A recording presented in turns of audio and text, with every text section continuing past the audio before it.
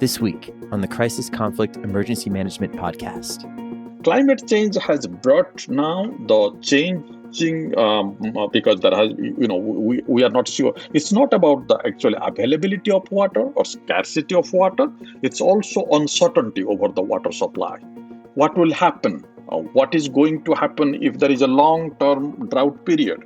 Whether we will have that water available, how the allocation will be made, or if the agreements have been signed before, because those are only for short term if there is a 1 year or 2 year bad year. But if it becomes longer as climate change projects, then we'll have a problem. Welcome to the Crisis, Conflict, and Emergency Management Podcast, where we have global conversations and share perspectives about international crisis, preparedness, and how to build more resilient societies. My name is Kyle, and I will be your host. And just how vulnerable are we to the changing international environment, and what can we learn from this experience? From AI to space warfare to community development and crisis communications, there's something here for everyone. Join us for unique international conversations and perspectives into the current threats, challenges, and risks to our society. This podcast is brought to you by Capacity Building International and sponsored by the International Emergency Management Society. Today we're joined by Dr. Ashok Swain, who is a professor and head of the Department of Peace and Conflict Research. He is also the UNESCO Chair on International Water Cooperation and the Director of Research School of International Water Cooperation at Uppsala University in Sweden. So thank you very much for joining us today, Dr. Swain. Really appreciate you being here. Thank you for having me. So your background is really in water and water security and these type of topics, and including the climate. You've been published a number of times and have worked with a number of international organizations from NATO to OSCE to United Nations and many others. And one of the reasons why we wanted to have you on the podcast is really to talk about this, our focus area, of course, being crisis, conflict, emergency management, but focus on this nexus of, in your case, the resource of water and how that could possibly drive instability and drive towards conflict. Now, as we all know, the current conflict in Ukraine is happening as we speak, and there's been the issues of water that have come up in terms of destroying dams, flooding regions north of Kiev, and preventing military maneuvers, and then also water possibly driving instability coming out of Crimea, and the lack of water, I should say, driving instability. And so before we start getting into all these different topics, maybe just a bit of background on how you got started in this field and what is your sort of view on water security, or should we say insecurity these days? Yeah, I did my Ph.D. in India, and then early 90s I came to Sweden for my postdoctoral research, and that is the time when the world was power politics had changing, or that time the Cold War in Europe had come to an end. So there were new security threats we are looking at, because I was trained in a hard security accounting military security of different countries, and then postdoctoral level I looked at, or at least I thought I would change my area to water, instability, migration, those kind of issues. And that time I started first working on the Ganges river water sharing. I mean, I didn't start looking at Ganges when I was in India, but I came to Sweden and went to look at the Ganges and how it's creating instability and difficulty, economic difficulty in Bangladesh, and forcing people to be displaced, and also some of them moving to India as well. And that is creating another political instability in India. So it's a very connected, of course, politically much more controversial area, but that's where I started. Then I moved into different river, working on mostly river issues, river sharing issues, river water management issue, how water can cause conflict and water can cause cooperation, those kind of issues, but mostly in the transboundary level. That's very interesting. And I want to say here that, the water issues are not just an international problem. I mean, if we look at, the state of California and sort of the water sharing agreements between the different states, that tends to also cause internal state conflict in the United States anyway. So this is not something that's just isolated outside the United States or anywhere else, but it is really worldwide. But I think it's of course everywhere, as you mentioned. If you remember, there is somebody called Ronald Reagan, who was the president some time back. When he was the California's governor, he was even prepared to wage a war against Arizona over the water. But I think there is a difference in there in the U.S. or the country like when we are talking about India, because still when there is the highest court, when the people go to the when they go to the court system gives a judgment, then the people accept it or the states accept it, or somehow they try to find ways to legally or negotiation basis try to find a solution. But that doesn't happen in many parts, particularly in those kind of provincial or the conflicts or the different regional conflicts which takes place in the south, countries in the south, because the legal institutions and the political institutions are weaker. Then the conflicts becomes more violent rather than being transformed into a negotiated settlement. Yeah, that's quite interesting. It's interesting how just one issue on, say, the water resources ties into the rest of society in terms of delivery justice and justice mechanisms, and then also, legal reforms and everything.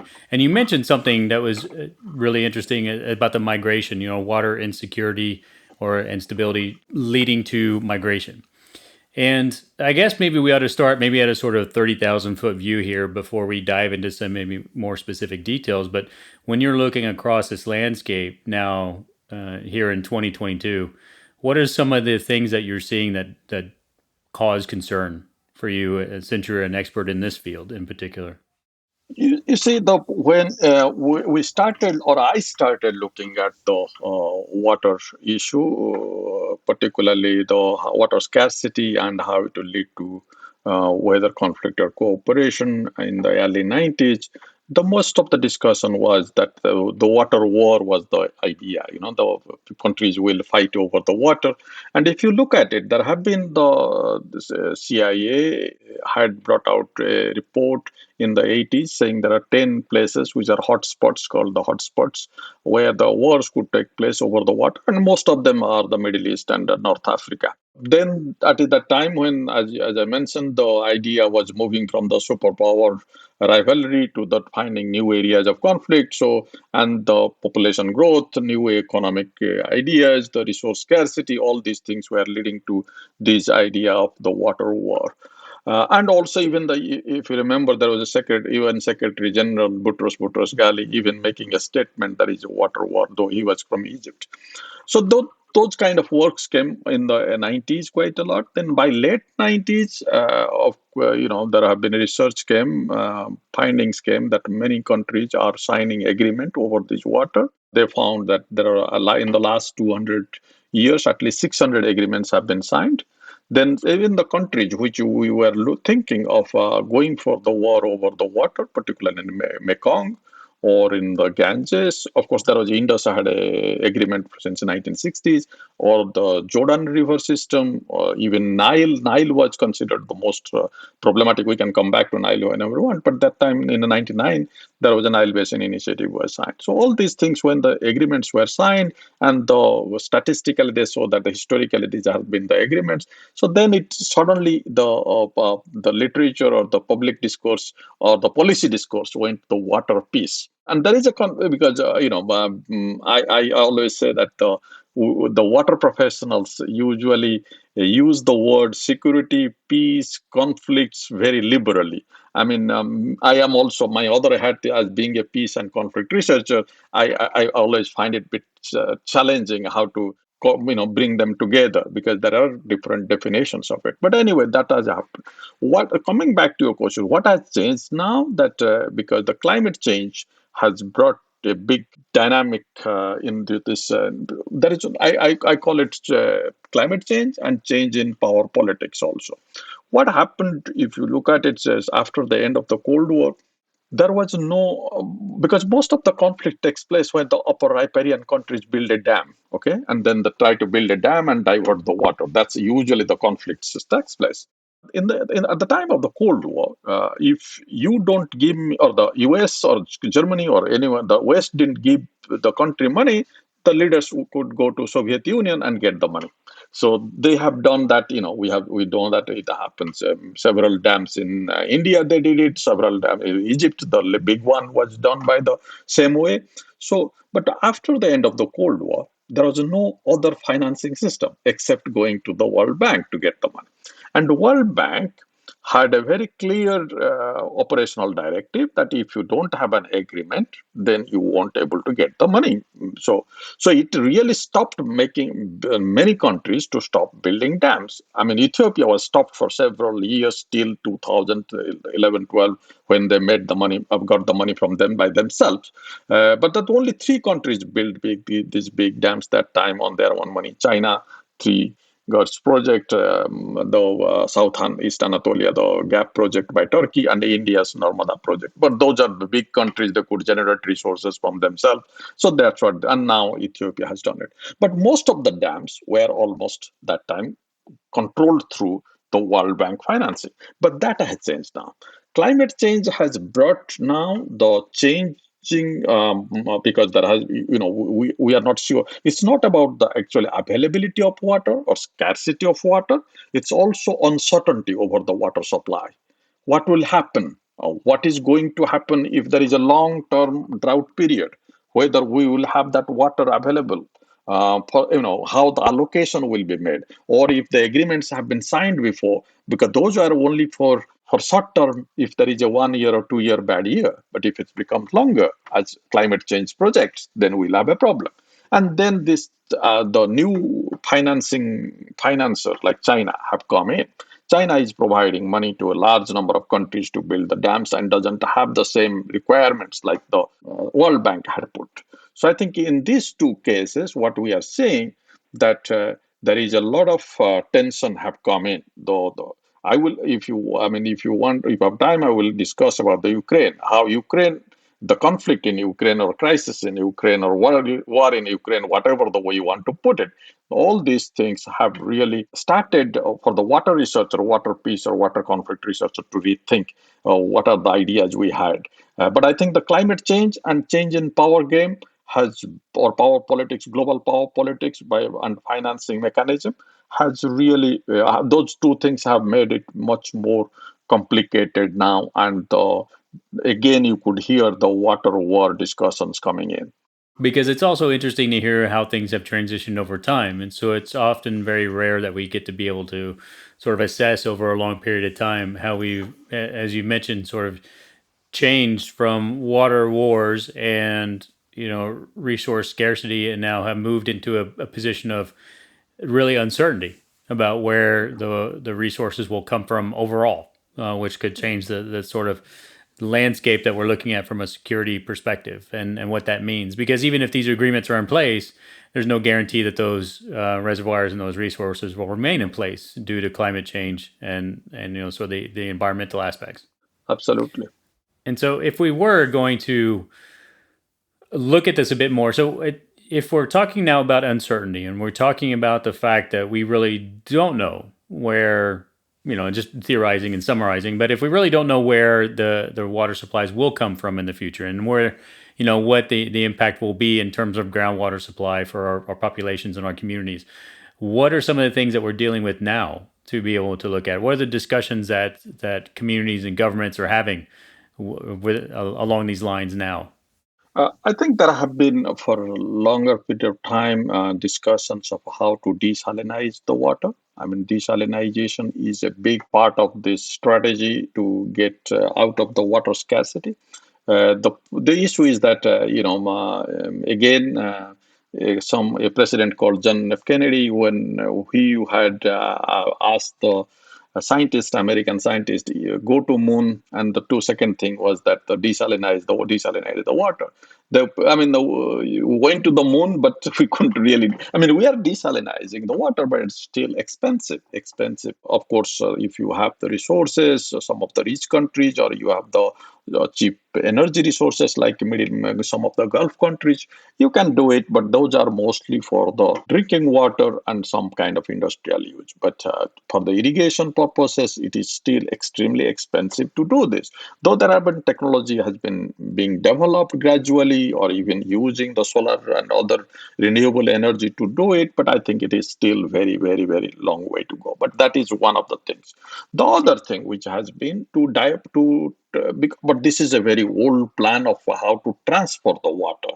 But that is very much problematic, like this kind of grand scheme of diverting the water from the Alaska to Mexico or California or Siberia to Central Asia or even now from Turkey to Gulf. So those are the grand schemes which, or even China, but within the country, yes, China is diverting the water from south to north. Indians have been planning to connect all their rivers from, I don't know for how many years, but it's come, or how many decades. So these are the things which are planned. Some of them are planned, some of them are internally being done. But that will be politically very difficult things to go, to divert the water, to take the water across different political boundaries, and that will create not only economically, not only environmentally, not only ecologically, but also much more politically will be much more complicated. I think that but then we come to the groundwater.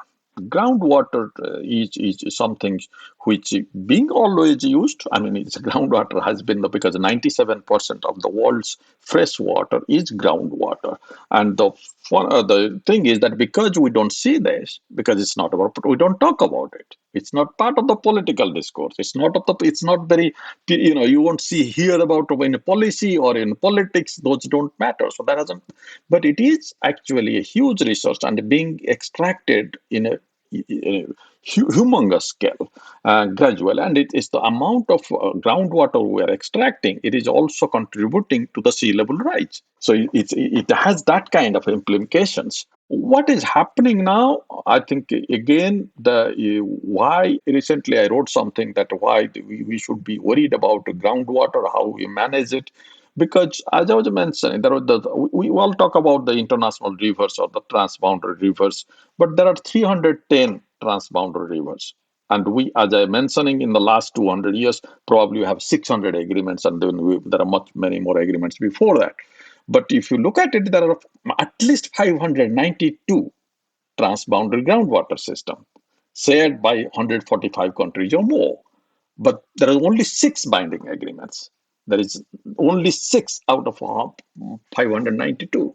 And before we couldn't see those water, but now the satellite technology, the imagery, it has brought into quite a number of ways that we can really locate where the waters are.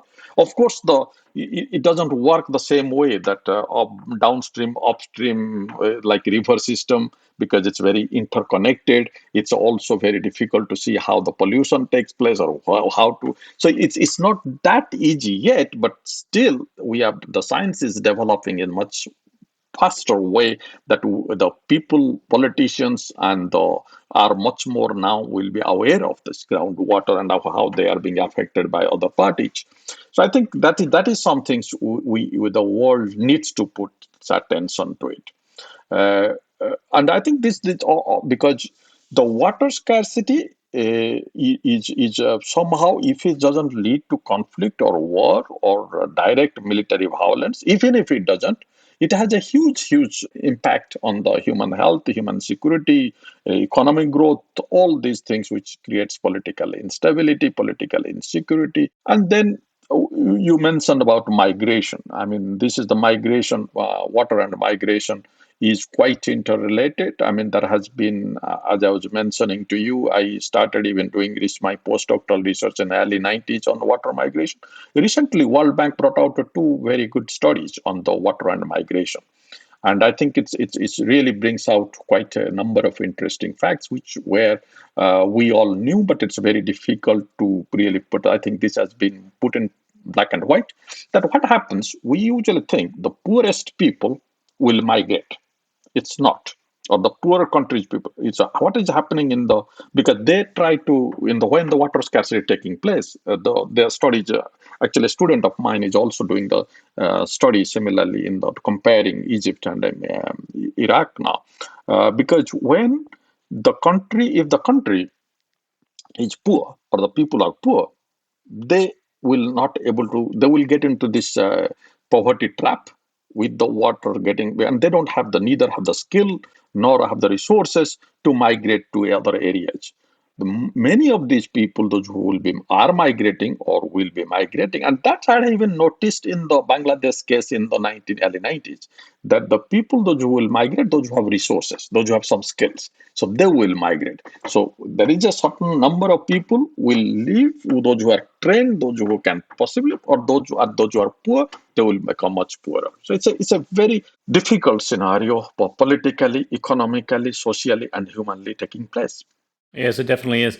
And when we're talking about the groundwater and sort of these agreements and legal frameworks that are or need to be developed, it's interesting to think in the way that we're looking at, above ground water sources, lakes, rivers, streams, things like that. And then you mentioned pollution. And so you can obviously say, okay, if you're upstream and polluting, then it's noticeable downstream. But in the groundwater case, if I understand you correctly, it's really difficult to tell where that could be possibly coming from, leading to further questions and sort of accusations and greater instability because you don't know who was polluting the groundwater supply, but we know that it is polluted, for example.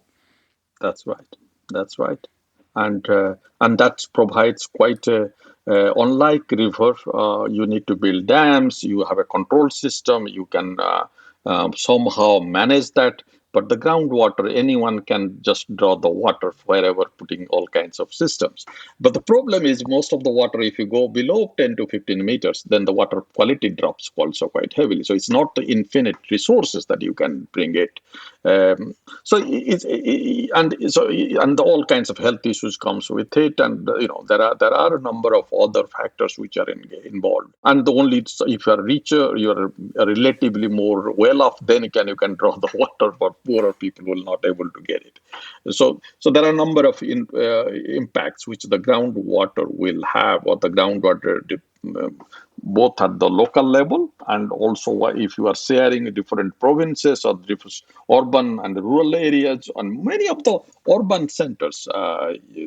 We know Mexico City, what is happening. We also, the issue is very much more in the California, as you have talked about before. You see, and then the cities like Shanghai or Delhi, you name it, they are actually sinking to somehow because of underground water extractions. And we saw that what has happened in Bangalore or in the South Africa. Number of cities are having that serious problem because of the extreme groundwater extractions, really creating problems there. And so contextually, what does that mean when we're saying extreme groundwater extraction? So you mentioned, Delhi, and you mentioned, Mexico City. For those who don't know, what's happening in those cities? You see, if you take because either when you draw too much of water from the place, the water quality drops. Then the people, those who are actually taking the water using their own pumps or the electrical pumps or whatever they use, tubes, but that has to go down much more. Then you need more energy.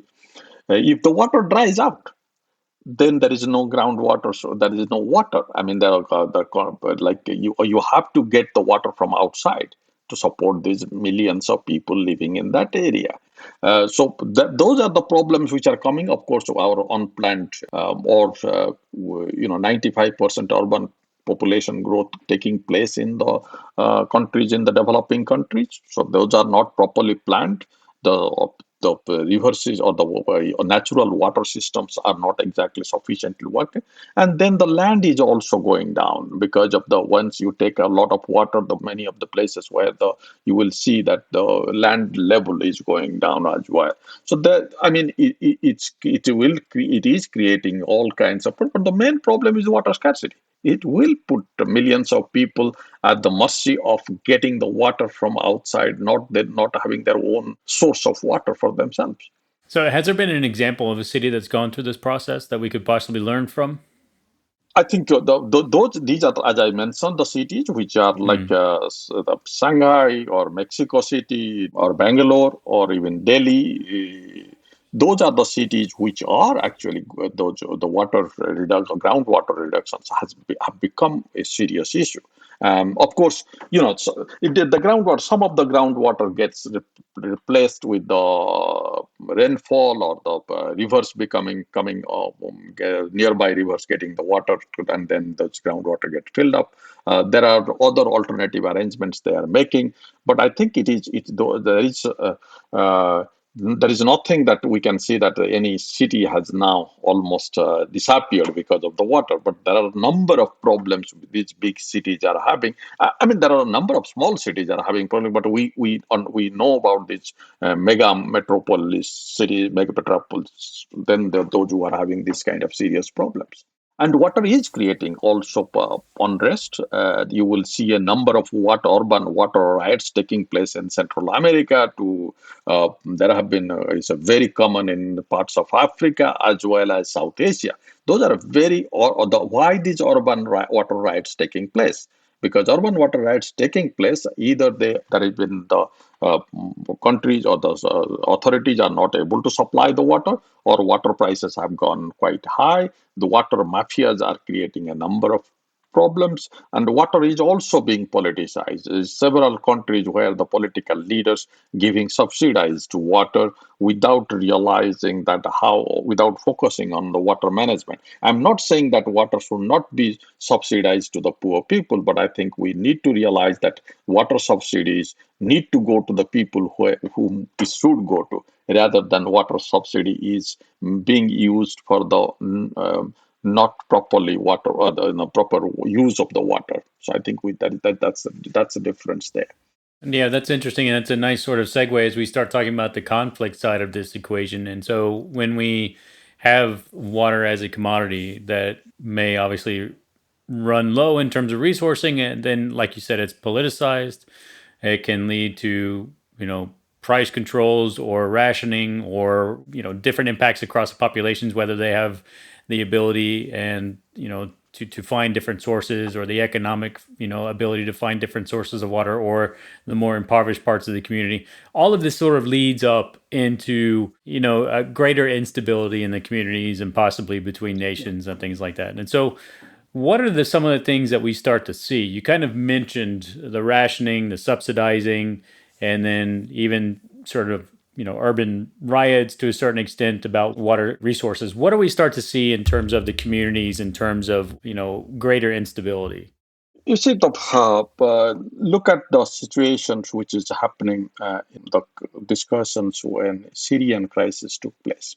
And many of the commentators commented that, or said that time, or now continue to say that because of the long period of drought led to those kind of crisis of the agricultural crisis, food crisis in the country, and that really led to this kind of civil war, which we witnessed, or civil war, international intervention, you name it.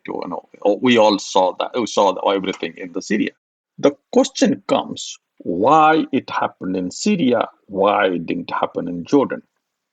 Because both the countries went through that kind of drought, and now there is another drought in that region has come in. Again, Syria is going through for the last couple of years, but that time, when the drought took place before this unrest, Syria witnessed it, but not Jordan. So I think it's a somehow. I'm not glorifying the political system in Jordan, but I think we need to look at it: what kind of society, what kind of political system exists, what are the international parts playing into it, and how that really reflect in this water scarcity, creating these kind of crisis. There will be a environmental crisis or water crisis, or the natural resource crisis, or even economic crisis, but it also depends on what kind of social and political strength we have to address those. And I think that's get clearly reflected in that crisis. Then what happens? Why? Because we need to really look at it in a different country and different society wise. Because if there is a drought, or there is a flood, because there is a massive flood took place in 2010 in Pakistan, a massive flood. What happened after that flood? that you will see in several areas, and the religious or the religious ultra religious Islamist organizations took charge and provided relief and those kind of things, because the state really was not present, or state didn't have the means to really provide the support when it's needed. So if that situation comes in, the state delegitimizes itself, whereas you bring in those kind of actors whom no one wants to be. I mean, no civilized world wants to, or civilized democratic world wants to be, to take those kind of role. So I think that the water scarcity or even water plentifulness in the flood crisis areas, flood time areas, will bring in or delegitimize the state, which we want the state to have the legitimacy, but also to give these kind of actors, or those who are believing in certain kind of ideology which is not good for peace, security, development in not only in that region, also globally. So I think we do see that there is when the state is weak or state institutions are weak, then we will see there is a number of direct conflict, as I was mentioning in we talking about the Syria or Jordan. But also we have seen that when the state really hasn't got the possibility to enter into this too because of the water scarcity, or loses legitimacy while the other actors come in. I think that's really challenging in terms of that resource scarcity, though, because the legitimacy of the state is also more sort of, abstractly speaking, is responsible for the delivery of the security to the population and the communities. And so being able to do that means it is inherently dependent on the fact that you have water to deliver.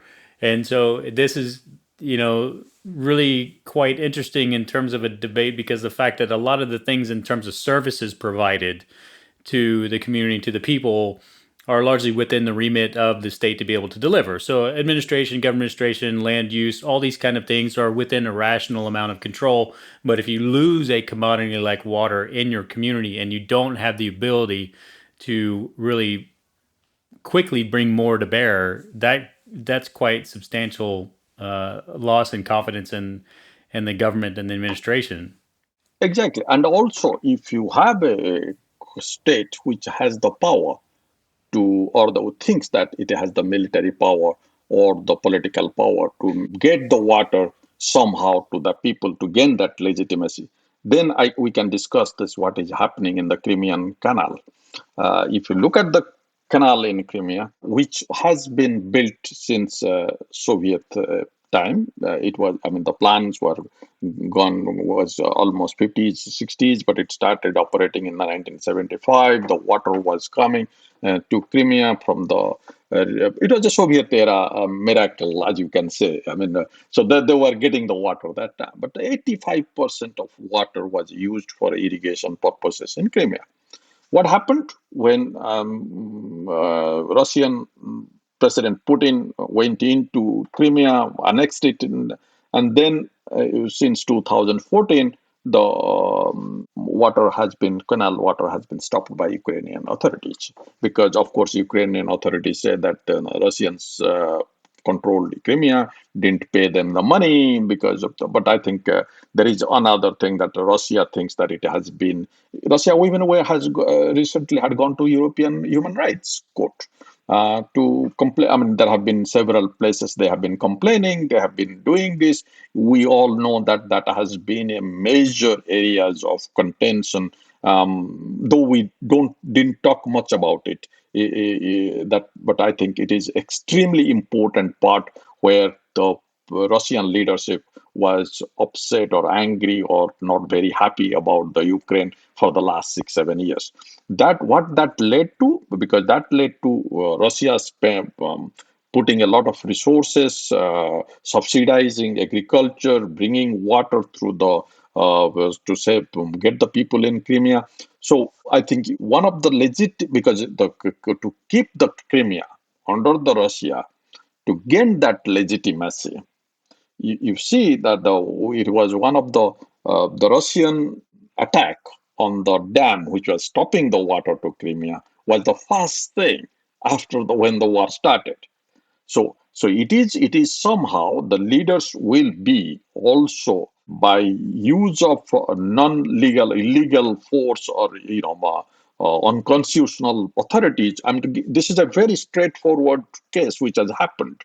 That is happening in all over that the countries when they are sharing the water.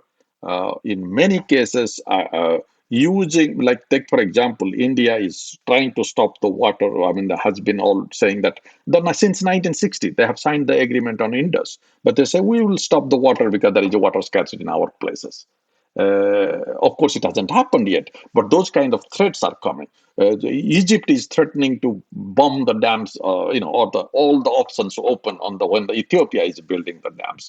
So, why these things? Because it is to ensure the water supply to their people, and that's where they think that it will give them the legitimacy. So, legitimacy is an issue which is, I think, is working in a many different contexts in the context of water, and how you really use the water, how you distribute, supply the water, how you manage the water, and who gets how much of water, and how you really can get the water from other countries and to other sources. All these factors which contributes the legitimacy or delegitimacy of the state and its leadership.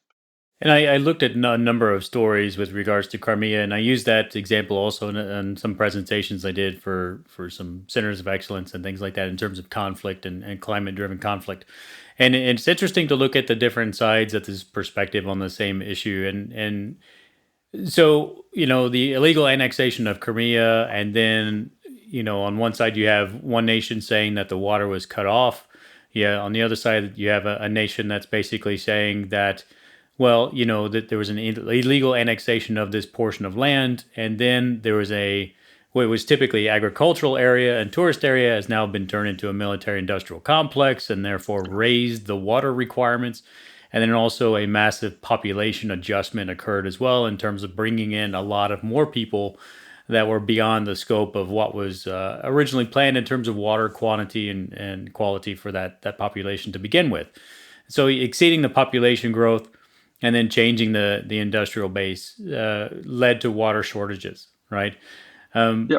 So there's always sort of two stories that go with that, but you're absolutely right. What was the first thing one of the first things that was targeted was the dams that were holding back water. You said that, I mean, in any conflict, there will be two sides of story, if not more. Mm-hmm. There is always there. And I think there is no way anyone can justify what is happening or what has happened. But we are just looking at it, how water has been somehow in the mindset of the Russian leadership, that because of the lack of water, it is losing legitimacy, or it has to do something for Crimean people to justify its annexation. And that's what is reflected, that the first thing after its military intervention in Ukraine, it went against the dam and to provide the water to gain the support. So the water being used as a symbolic way also, that to show that this is how the intervention was. So because I think that's what makes it. In the beginning, when I was talking, that it really creates that always it's water, whether the water can cause the war or what. I mean, there has been always this discussion that water either is used in a war while war is taking place, or water systems are being targeted in a wartime. But whether water can cause the war or not, there has never, we have said that there is no, or at least the researchers have keep on saying that water hasn't caused the war yet. What this Ukraine crisis has brought in, the first two things which were quite, because as you can see, Russian military advancement or military interventions targeting the water facilities and the energy power facilities. And that's too, you will see many of the cities where they are either water rationing or they don't have supply of hot water or even the fresh water. And that is usually in the war times adversaries are not supposed to do. That's a gradual international norms are there that you are not supposed to do, but not many do really follow that. And that's what actually Russia is doing quite blatantly, of targeting those water facilities which supply. Then we saw that in the both in the Irpin River and the Dnieper River, which are both close to the northwest Kiev, which is the water. Because we have seen from the Second World War to Korean War to Vietnam War, or even recent Balkan War, or even India-Pakistan War, the water can be used to stop the advancement of the armed forces, because we either use the canal or whatever, the river dams or whatever. But here we see that the floodplains of the northwest part of the Kiev area satellite image shows that there has been. Nobody says how it has happened, but of course somebody has either Russians have bombed the dam, which doesn't look so, but somebody might have opened the gates, then the water has been flooded. And those are the things which have happened in the past, and that is nothing surprise to me. But the real question comes now, or the real challenge comes now for the water researchers, those who are talking about water and peace, and water has never caused the war, how to place this Crimean Canal issue into this conflict. Because yes, saying that because of the Ukraine had stopped the dam, that the Putin decided to intervene, or took his army to Ukraine. That's for what it did. Is there any particular reason in any war we can find to say that because of this reason the country invaded the other country? There are two things which you can clearly say that, look, a country invades another country either for territory, like the one which Putin did in 2014 to take the part of the territory. That's Crimean territory. Okay, that's or you intervene in other countries like US did in Afghanistan or Iraq to change the regime. So that's another way of intervention. But those are the very clear cut things. Either you are changing the regime or you are occupying certain part of the territory. But when it comes, why you really change the regime? Why you really occupy that territory? Those are always complicated subject. And those can bring out a number of complications that what exactly, you ask anyone everyone has a different opinion about it. Why the intervention took place, not only Ukraine, any intervention, any war you ask, everyone has a different opinion. So in this case, there is certain people will also, or that the Crimean water crisis will be. So I think that's what I'm saying. Although in the beginning I said this Crimean the Ukrainian crisis or Ukrainian war has really brought different dimension, how the water can be connected in three different ways to the conflict or war. And I think to add to that, though, so when we talk about specifically in Crimea and then gaining access to water to legitimize the Russian Federation and the government in Crimea since they took it over and that illegal annexation, but it's also used conversely as a mechanism to delegitimize the Ukrainian government in that aspect, right? So because they're not providing water, therefore they are not as legitimate as they should be.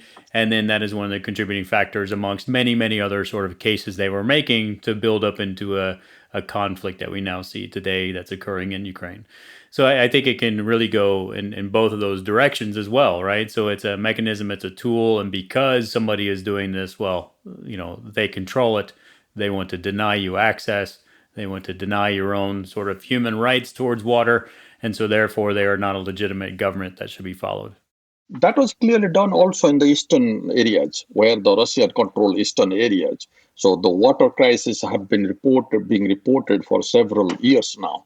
And that they were Russian campaign or propaganda, whatever you want to say, that has been always targeting that the Ukrainians are creating problem because that's water is not reaching. So it is not only Crimea, but also in the eastern side, Russian controlled or the Russian proxy controlled areas where that time were also blaming the Ukraine, and that's delegitimizing, as you are saying, also and blaming it on the Ukraine.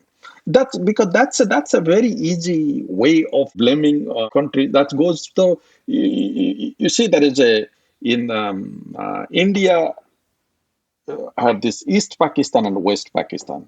East Pakistan became Bangladesh. But before that, West Pakistan was sharing with the Indus, whereas India was sharing with the East Pakistan Ganges. They signed an agreement in 1960 on Indus. That time, East Pakistan was East Pakistan, but didn't sign the agreement with the Ganges. So you ask this question that why they did it, why they didn't sign here. You will get the very different explanations from why people they didn't do it. One is probably the Indian explanation is the West Pakistanis didn't really put the emphasis on the Ganges because they were much more wanted the Indus. Whereas the Pakistan explanation is that India wanted to show to the East Pakistanis that the West Pakistan is not interested in your issue. So then they were trying to delegitimize them. So it's always this kind of politicization of how and this water management, water sharing takes place, and blaming other countries because then you can really use that you can take your blame from yours and get your own legitimacy. But also, if you can also just try to stop that giving the water to other countries and keep for yourself, that like us now, I mean, the kind of thing which is happening in Ethiopia, the Ethiopian president, Ethiopian Prime Minister Abe, it was going through a serious internal crisis because in Tigray and others. But by building that big dam in the Grand Ethiopian Renaissance Dam has given him a huge political legitimacy in the country, or at least among his supporters. There is always those kind of things provides that kind of political legitimacy or delegitimize yourself. That's really interesting. It seems simple on the surface, right? But it can be extremely complex to try and resolve.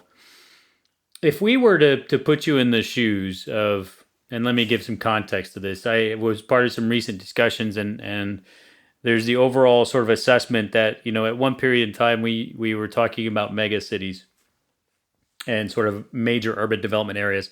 And that seems to have shifted slightly in terms of growth is now for future civilian populations is more towards medium type cities. So the large sprawling urban cities are a thing, but growth in the future is going to be more into these medium-sized communities and cities themselves. And so there's some numbers behind it. I just don't happen to recall right at the moment. But the idea being here that, from your view, if you're looking at these and you're in one of these medium-sized growing communities and you're looking at this from the lens of water resourcing and water security, what are some of the things that you would be thinking about in terms of that? Would you be looking at, for example, groundwater supplies, above water supplies? Like, what are some of the things that you would be thinking about in terms of this type of growing community? It depends on what kind of country is this. I mean, the country and its own, depending on also the climatic zones, you need to be careful where you want to place it. But I think there will be no such. I don't think you should ask the academics to give you one golden principle. There is no golden principle in our way of thinking. But I think what happens, I think you need to be very careful in a long-term basis how the water supply will be ascertained in a way that it will not go away or it will not dry up or so. Because I think you at least you need to think hundreds of years in future, like otherwise if you think that at present we will be putting probably this many, a million people and this much of water, the cities will grow, or the cities, there is a tendency that some cities will surely grow. So I think it's a long-term perspective you need to keep it. Groundwater is a very important part of it.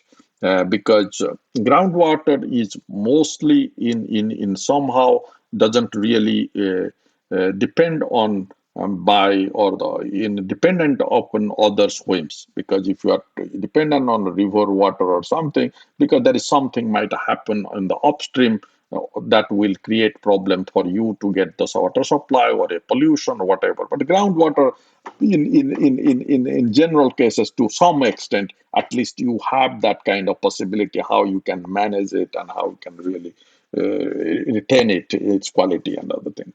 The third thing I think is that even if you don't have the fresh water supply, or you are doubtful, you should be quite close to a saltwater areas too. I mean, the seawater and others. The reason is because if the urban centers, you are mostly needing the water for your drinking purposes and some industrial purposes. You are not needing water for irrigation purposes. And if it is a relatively richer country or a medium-sized richer country, then it will be possible for the desalinize the water we using. Gradually, there are a number of new sustainable ways of desalinizing it. Gradually, will happen. So I think at least you should have the first thing is a proper groundwater area that you will be able to retain it for some period of time. It is good that if you have any fresh water supply on the surface or fresh water supply, which is relatively reliable. But if not, at least you should be close to a sea that where you can do the desalination.